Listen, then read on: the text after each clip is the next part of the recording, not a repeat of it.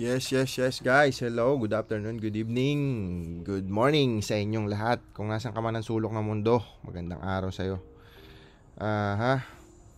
At ito na nga dahil hindi tayo nakapag-stick kaninang madaling araw dahil nakatulog na tayo, guys. Kaya ngayon tayo nag-stick, kaya umabot na naman siya ng 49. Refresh lang natin, ha. Ayun na, meron tayong 49.97. Restick lang natin yan. Bahala na sila dyan. Megos na yan mga insan. Lagyan ng sibuyas. Yes, yun. So, ayun na nga. Refresh lang natin siya. Actually, bumaba yung crypto na naman. Doon, oh. Bumaba na naman siya. Ganun talaga, di ba? Tataka pa tayo. Ganun naman talaga. So, check natin. Pero ulit natin. Tapos na tayo sa ritual natin pala. Okay. So ayan, magka-count ulit ng 24 hours. At meron tayong 40,247. Check natin ang galawan sa merkado. Ayan, 95. Nabawasan ng kahapon ata, 96 yan. 1 trillion. So ito yung mga top. Okay, bumagsak pala si Bitcoin ng 1%. So si Ron, grabe oh. Mga si Ron guys. Okay. So, ayun lang. Basa lang tayo ng mga komento ng ating mga subscribers. Shoutout pala sa ating 200, alam ko na mga 200 plus na. 245 subscribers. January 22, 2024. Monday, guys. Okay. Check natin ang mga comment. Tanggalin na natin yan. Okay, sa alright. Shout out sa'yo, Sir Harold Villapando. Natawa naman ako dito. Yes. Kung anong oras ka man. Ayan, matindi talaga ang Sky Mabis dahil pumasok na din sa top 100 ang Ron. Yung ano. Kaya pala nakita ko top. By the time na nabasa mo to, sir, ay nasa top 100 pa din ang Ron. Sa tingin nyo po, anong magiging altcoin ng Ron ngayong bulan? Magiging altcoin ba to? ATH.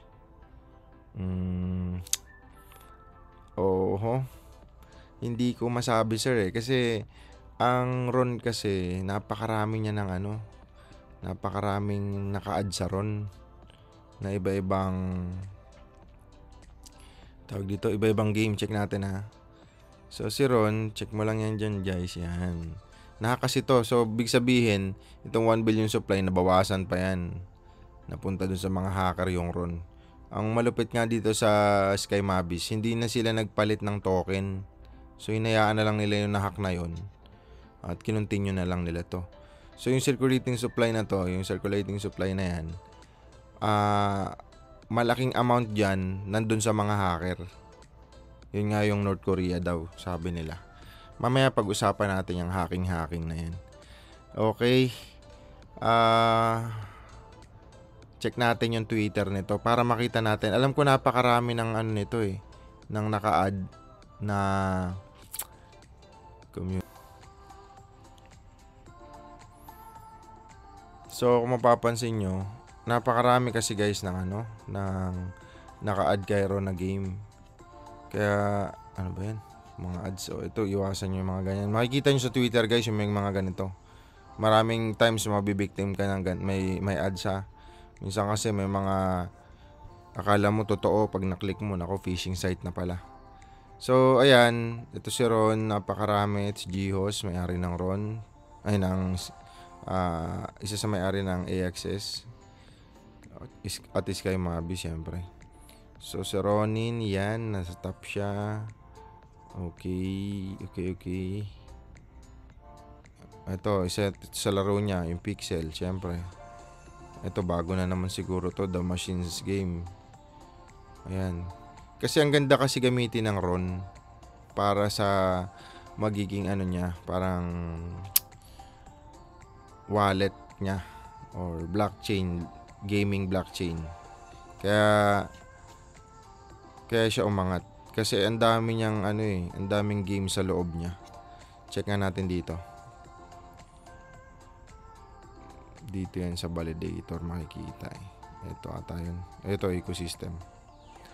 So ito, tingnan mo no. Ito isa, dalawa, tatlo, apat, lima, anim, pito, walo, siyam. Ayun, parami ng parami. Siyam, 10, 12. O, di ba? 12, 15. Hindi na ata to. Kasama pa ba to sa gaming? Daps. Ito lang yung mga games. So, mula dito guys, tingnan mo. 4, 1, 2, 3, 4, 5, 6, 7, 8, 9, 10. So, 10. 10 agad and counting pa yan. Kaya, yun, malaki din talaga ang chance na umangat siya. Yan. Kaya kung mapapansin nyo, yung all-time high niya dati na 200 plus yan, all-time high niya. All-time high, where are you? Ayun, ito 220. Tapos all-time low niya, 10. So kung dito ka nakabili, swerte mo. Ganun lang naman yun. November 2021, ito yun. Wala dito. Hindi kasama sa chart. 2021 siya yun. 2022, sorry. November 2022. Dito banda. Dito daw siya nag 10 pesos. So, ayun lang. Kung ano na, times 10 na yung pera mo. Okay, alright. Okay, basta na tayo. So, possible umangat pa yung RON ng todo. Kasi, syempre, ang daming gumagamit sa kanya. Once na madaming naglaro doon sa mga games na yon, gamit na gamit yan. Dahil gamit na gamit, edi panalo itong mga validator na to. Ito, tabo-tabo itong mga to. Imagine mo, 9 million RON, 9 million, napakadami. Ayan. Tabo pati si Google nga. Ito si Nances, dito ako dati kumukuha ng mga info. So parang yung DeFi yaman na rin yan. Tsaka yung mga sinend ko sa inyo ng mga website. So marami kayong matututunan dyan about sa mga whales. Okay? Ito si Cyberkong, diba? Animoca brand. Mga sikat yan mga yan. Si Coco Bear. Pati si YGG nandito rin. So yan sila yung mga validator niyan sa RON. Parang proof of stake na tinatawag. Kasi dati proof of work, diba? Parang Ethereum. Ngayon nagpalit na sila after mining, nagpalit na sila proof of stake. Mag-stake ka na lang. So parang ganun. Okay, alright. Balikan na natin ang mga comment. So sana nasagot natin to. Tingin ko sir, pag umangat lahat ng crypto gaming, iaangat din yan. Kasi wala namang iba sila ginagamit. Ito. Lalo na yung mga top gaming ngayon. So, yun. Okay, number 72. Kay who wants financial freedom, 6968. Sir, thank you for sharing. Question lang. Alam nyo po ba yung burn ng AXS address? May burning mechanism AXS tokenomics ni Axie Infinity para malaman din ilan na ang nababurn at magiging max available supply. Actually, sir, hindi ko alam. Hindi ko alam kung may burning mechanism si AXS. Ang alam ko lang si SLP. Pero si AXS, hindi ko siya alam na may burning mechanism, guys. So, si SLP lang alam ko. Check natin bigyan natin ng panahon to. 9 minutes na tayo nagre-record SLP. Check muna natin ang SLP. AXS muna para masundan natin. AXS, ang alam ko wala tong burning mechanism, guys. So, dito nyo yun makikita. Sana ba yun? Ethereum Explorer, yan. Tapos, makikita nyo yan sa holder. Ayan. Kung sino yung mga holder nitong 2,200 million na yan. So, ito yung mga holder yan. Ito yung nasa staking, sigurado ito. Ito yung nasa staking. Bridge Ronin. So, ito yung mga holder niya. So, wala siyang dead wallet eh. I don't know paano nila mababurn. Alam ko wala si AXS. Okay? Check natin si SLP. Si SLP kasi walang limit sa supply nito eh. Kaya kailangan talaga mag-burn para tumaas yung value. Yun nga yung problema nila. So ito kasi ang gamit na ng SLP na explorer niya. RON. Check nga natin kung mayroon to. Holder transfer. Ito holder. Walang dead wallet ata dito na nakalagay eh. Baka ito yon sa treasury. Basta nasasend yan sa burning ano niya. So, bigyan ko kayo ng idea. Parang, ito, check muna natin sa Ethereum. Baka mayroon dito. Holder, dead wallet. Mga ano to, exchanger to. Bigyan ko kayo ng idea yung sinasabi ni sir na dead wallet o burning wallet. Ito yun. Kunyari sa Pepe yan. Yung Pepe token, meron tong burning mechanism eh. So, doon na pupunta agad sa dead wallet. Okay. And holder, makikita natin. Ito yun yung dead wallet. So, parang 1.64% na yung total supply and na-burn. Ito na yun. Wala na to. Hindi na to papasok sa ano. Makikita pa rin sa total supply. Yan. Pero, pag nasend mo na kasi sa dead wallet, naka-solidity kasi ito auto. Naka-automated yan. Parang once na bumili ka ng Pepe token, yung certain amount nun, mababurn. Actually, meron akong token na ganun. So, hindi ko lang sasabihin, balang araw siguro, na yung token na yon, kada transaction, kunyari, bumili ka ngayon sa akin. Pagbili mo, para tumaas ang value kasi nun guys, may burning mechanism. Kasi may, ano rin yun, meme token lang din siya. Pero hindi ko pa siya binobroadcast kasi hindi ko siya mini-market, parang ganun. Ang diskarte nun, kunyari ikaw bumili, pagbili mo, makukuha mo yung amount mo, pero tatapatan ng company yon nung mismong developer wallet. Tatapatan ng iba-burn. So, kada may magta-transact, tatapatan, may burn. So, ganun siya. So, the more na nagagamit yung token, yung use case niya, the more na maraming mabiburn. Pag na-burn, edi syempre, mauubos yung supply niya. Hindi naman mauubos kasi may at least 10 years yung program nun eh. 5 to 10 years ang program niya bago i-stop yung burning mechanism. So, darating ang time, pag sobrang nakabili ka nun, darating ang time na tataas ang value kasi uunti ang supply. So, ganun siya. Balang araw siguro, tingnan ko. Kasi hindi ko naman siya pinopromote. Actually, wala pa siyang benta. Pero yun yung niya. Yun yung unti pa lang, nasa 400 ata yun eh. Mga friends mga friends lang na mga developer. Yun lang yung yun lang yung mga buyer. Kasi hindi nga namin yun priority. Kasi syempre, basta, ayoko naman explain sa inyo. Wala naman ako kailangan ipaliwanag, guys. So, ayun. So, I don't know, sir. Sa tanong nito ni Sir, One Financial Freedom. Okay. Wala akong alam na may burning mechanism sa AXS. Sa SLP lang ang alam ko. So, yun laro yun sa Axie Infinity. Okay. Si JM Menriquez. J. Menriquez, wala kang hard wallet, boss.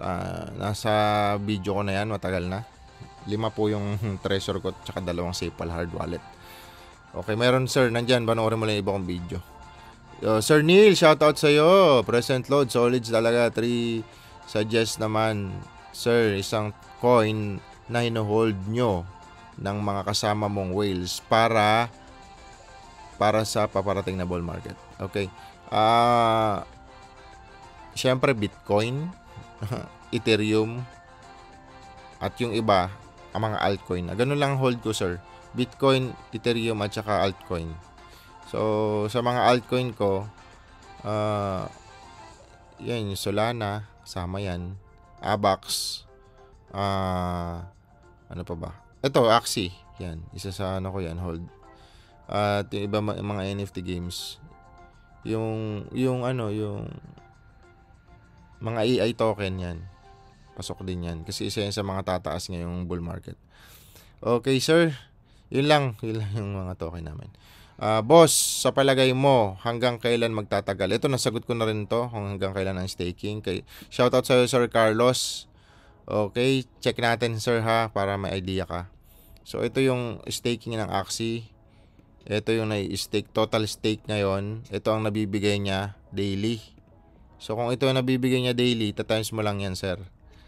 Okay, check natin yung AXS. So, nakwento ko naman na to dati, pero para sa kay sir, Sana hindi na maulit to. Pero syempre mauulit pa rin tong tanong na to. Kasi nga walang title sa ano ko. Hindi naka-specific. Pero hindi ko naman obligadong sagutin yung mga comment nyo guys. Nandiyan na yung mga video. Siguro sa susunod yung mga comment na lang na ano, yung hindi ko pa nasasagot. Yun ang sasagutin natin. So ang supply nito sir ng AXS, ito 270. Ang nasa circulation na nila, ito 135. So ngayon kung ang tanong mo hanggang kailan yung staking, depende pa rin yan sa may-ari. Pero kung dito tayo magdedepende, so nasa 270 pa ang total supply niya. Ayan, kulang pa 0. Ma-minus natin to 135. 803,996. So ayan.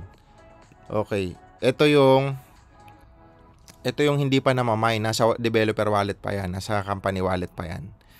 Nakasolidity naman yan, naka-auto. So, yung 135 na to kung mapapansin mo sir, hindi naman lahat dyan naka-stake. So, naka-stake lang dyan sir, ito, 52. Okay? So, dito sa staking nila, ang nag-stake lang 52. Pero kung magbabase tayo, ang natira, doon tayo sa natira, ito yung natira eh. So, i-divide natin ito kasi binibigay daily dito. So, kung titignan mo, di-divide natin yan. 5, 1, 6 daily. Ito yung nawawala sa wallet ng company. Ayan. So, kung ilang days yan? 2,656 days. Kasi ito yung daily reward eh. Ngayon, divide natin yan sa 365 days or isang taon. 7 years yan, sir, bago maubos. Okay, kaya sabi ko kanina, depende pa rin sa owner yan. Kung hanggang kailan nila tatapusin tong staking. So, 7 years. Ngayon, sabi mo ng 5 years, okay pa rin. At ito, bumababa kasi ang value niyan, sir. Kaya ito hindi to tataas eh. So, ngayon, pag dumami nag-stake, bababa din yung ibibigay. So, pag umaangat, tataas naman to. Pag ito umabot ng 10 million na lang, tataas yung percentage. Pag umangat naman yan, maging 60 million o 100 million, bababa naman yung binibigay na reward. Ito yung per year. Okay, so alright. Nasagot na natin ang tanong ni sir. Next question guys. Kung mahaba yung video natin ngayon Boss, sa palagay mo hanggang kailan? Ayan, nasagot na natin. Si Tikasan 78. Megos, present sir. Wala akong ibang masabi dito kay sir. Nakaka-inspire. Okay, like natin yan. Thank you for inspiring. Saber, shoutout sa'yo sir. Boss, alin mas maganda mag-stake? Liquidity pool or AXS staking? Stake, ang mas okay sa akin sir yung AXS kasi may impermanent loss pag sa liquidity pool. Okay, may disadvantage kasi yan sir. Kasi dyan nga tayo galing dati. Kung mapapansin mo yung siguro yung mga video natin mula 1 hanggang 60 video ata yun or 50 video, nag-i-stake tayo sa farm ng Ron AXS sa liquidity pool. Kaso nilipat ko sa Ron staking, tas linipat ko ulit dito sa AXS staking kasi mas maganda. Okay, so alright. Si Sir Clouds. Okay. Insight, madaling sabihin na dapat nabili mo itong token na ito. Pero ang tanong, nakabay kaya siya during that time? No one knows what tokens will go up. Paulit-ulit ang sinasabi ni Idol yan. Oh, thank you sir. Ito siguro yung response ng ating followers dun sa tanong ng isang member din. Nag-comment. Okay sir. Sir Chris Nas 6997. Na-filter ata ako. Di kita ask ko kahapon. Di nakita daw yung tanong niya. Ask ko lang po ulit. Paano po ang safety precaution nyo, Lods, para makaiwas sa hacking? Nako. May streamer kasi akong pinanood. Lunatic yung name sa Facebook na nahack siya nung nakaraan lang. Di niya alam dahilan kahit matagal na siya dito. Sumablay pa rin siya. Sige, anuhin natin yan. Ano ba?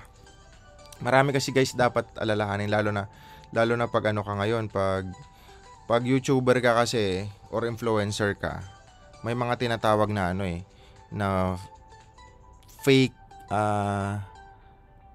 anong tawag din? Nalimutan ko na yung tawag doon guys, sorry. yung fake advertisement or sponsorship, yun. Kasi ganito yun guys ha, lalo na pag mga influencer ka or eto, siguro yung mga babanggitin ko ngayon napakahalaga nito kaya kung mas mainam magsulat kayo. Ito, nagmagana naisip ko na naman. So yung sa mga influencer o yung promoting yung ads sponsorship, delikado yun guys kasi kunyari ikaw yung nag-YouTube tapos ako yung hacker. Pwede ako magpadala sa iyo ng email, lalo na yung binabalandra diyan yung email.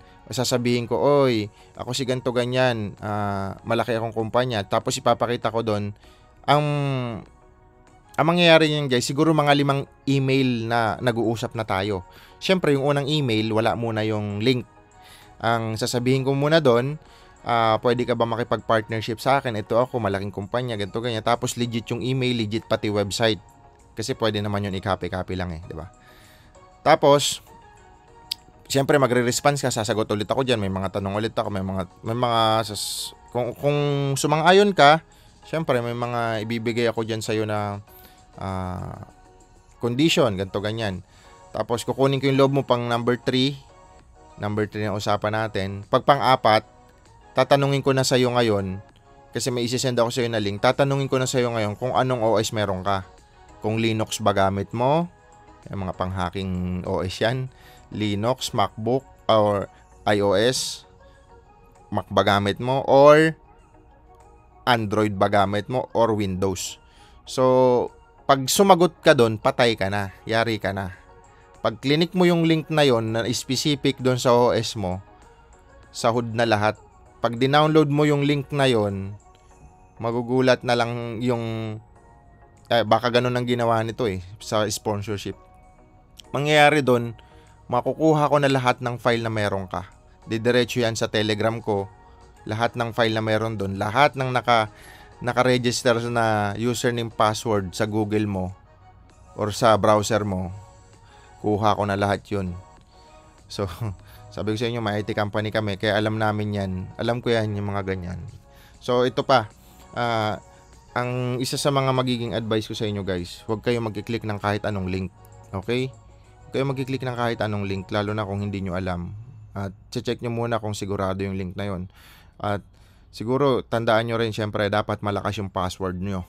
Dapat at least 16 pataas, magkakaibang combination. Mas maganda gumamit kayo ng 1Password. Ayan, isa sa mga website yun isa sa mga apps yun na nandun na lahat ng password ilalagay mo. Siya mag-generate automated. Tapos ngayon, maraming password yun bago mo i-open. May master key pa yun. Okay, parang isang malaking apps yun. Isipin nyo, malaking apps na mga password. So, kung maglalag ka sa Facebook mo, siya na magbibigay ng password lahat yun Siya magbibigay ng mga password. Tapos ang tatandaan mo lang doon sa 1Password na yon, yung master password tsaka password. Dalawa. So, yun ang kailangan mo ibigay. Tapos dapat naka-security key yun at saka naka-2FA authenticator.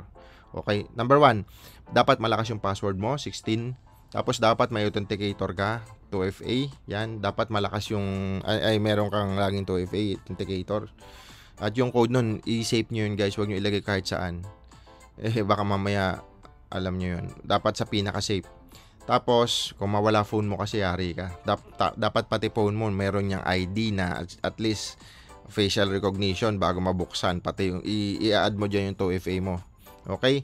Tapos, yun nga, mag-regular ka ng update ng yung laptop, cellphone, mag-update ka kung MacBook gamit mo, kung iOS, mag-update ka lagi.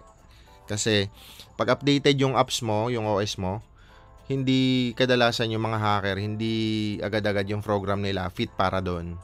So, kailangan, kung updated ka lagi, kung ma-injikan ka man ng kahit anong malware, at least hindi, kasi syempre kailangan din updated yung malware guys.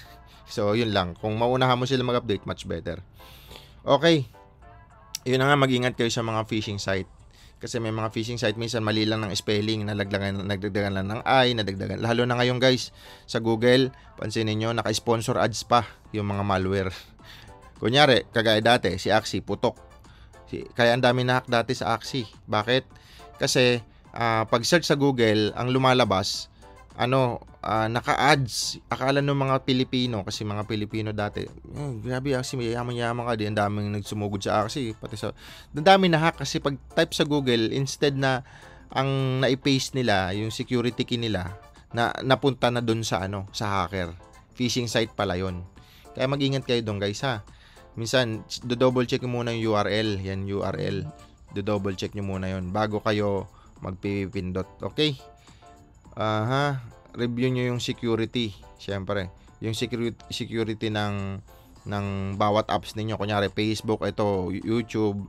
Check mo yung mga security nun kung may mga 2FA ba yan, meron kang security key na linagay dyan. Ang security ko na ma-advise, bili kayo ng YubiKey. YubiKey yun guys. Search nyo na lang.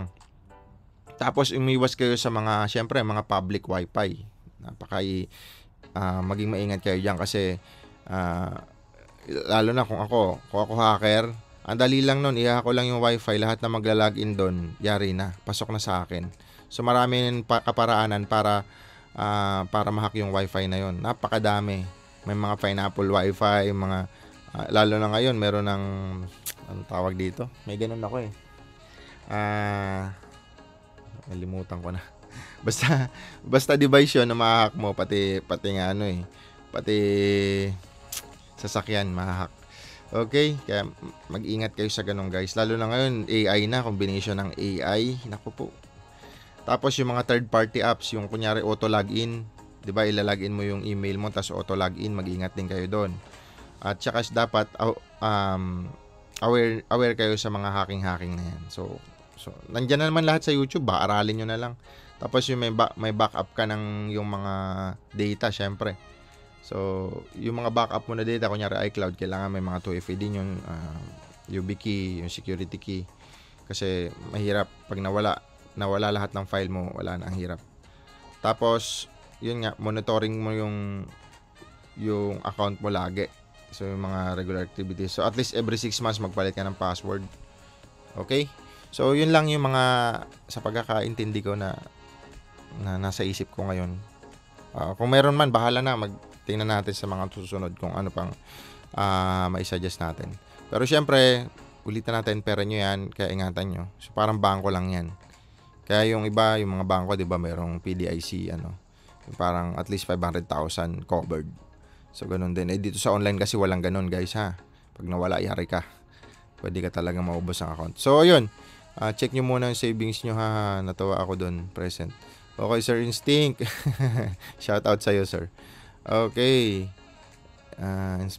Inspiring daily videos mo, sir.